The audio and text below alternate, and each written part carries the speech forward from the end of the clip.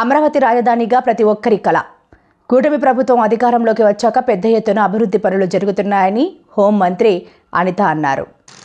గత ప్రభుత్వ హయాంలో 3 రాజధానుల అంశం తీసుకొచ్చి ప్రజల మనోభావాలు దెబ్బతీశారని, అమరావతి పునర్నిర్మాణానికి ప్రధాని మోదీ రాబోతుండటం శుభపరిణామమని అన్నారు. అమరావతి పునర్నిర్మాణంలో రాష్ట్ర ప్రజలందరూ భాగస్వాములు కావాలని హోంమంత్రి అనిత పిలుపునిచ్చారు. ఈరోజు ఆంధ్రప్రదేశ్ రాష్ట్రానికి మంచి రోజులు వచ్చాయన్న సంగతి మనందరికీ కూడా తెలుసు.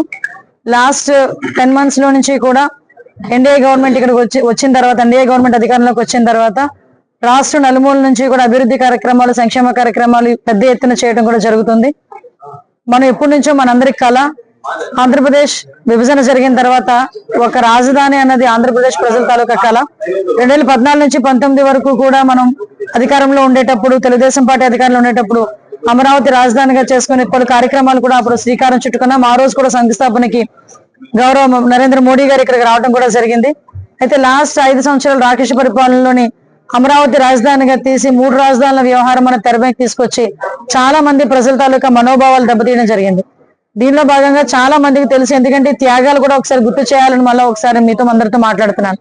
అమరావతి రాజధానిగా కొనసాగించాలని మహిళా రైతులు కూడా రోడ్డు మీదకి వచ్చి చాలా అవస్థలు పడ్డారు, చాలా అవమానాలు పడ్డారు. సోషల్ మీడియాలో కూడా చాలా మాటలు పడ్డారు. బూటకాలతో తన్నించుకున్నారు, అరెస్టులు చేశారు, కేసులు పెట్టించుకున్నారు, అట్రాసిటీ కేసులు పెట్టించుకున్నారు.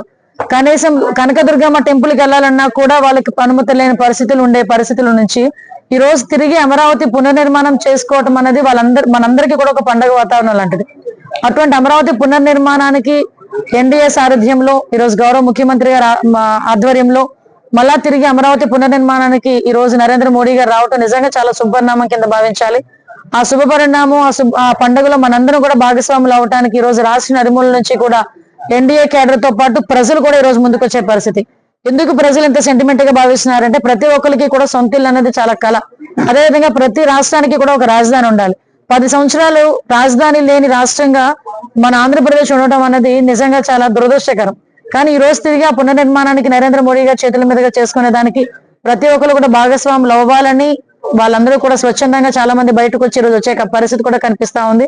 దీనికి అనుగుణంగా వచ్చే ప్రజలందరికీ కూడా ఎటువంటి అసౌకర్యాలు కలగకుండా, ఎటువంటి ఇబ్బందులు కలగకుండా స్థానిక మా లోకల్ మినిస్టర్ గారు మన కొల్లు రవీంద్ర గారు, అదేవిధంగా పెద్దలు జనార్దన్ రెడ్డి గారు, అదేవిధంగా సత్య గారు, మా పెద్దలు మా ఆర్టీసీ చైర్మన్ గారు, అది కొనగల నారాయణ గారు, అదేవిధంగా ఎమ్మెల్యేలు అందరూ కూడా ఇక్కడికి వచ్చి ఈ కార్యక్రమాన్ని దగ్గరుండి చూసుకోవడానికి ఈ రోజు ఇక్కడ అందరూ కూడా కలెక్టర్ గారు ఆఫీస్ లో ఈ రోజు మీటింగ్ ఏర్పాటు చేసుకోవడం జరిగింది. ప్రజలెవరికి కూడా ఎటువంటి ఇబ్బందులు కలగకుండా చూసుకునే బాధ్యత మేము తీసుకుంటూ, ఎక్కడ అసౌకర్యాలు కలగకుండా ఉండే బాధ్యత తీసుకుంటాం. అమరావతి పునర్నిర్మాణ కార్యక్రమంలో ప్రజలందరినీ, ఆంధ్రప్రదేశ్ రాష్ట్ర ప్రజలందరినీ కూడా భాగస్వాములు అవ్వాలని నేను కోరుకుంటున్నాను.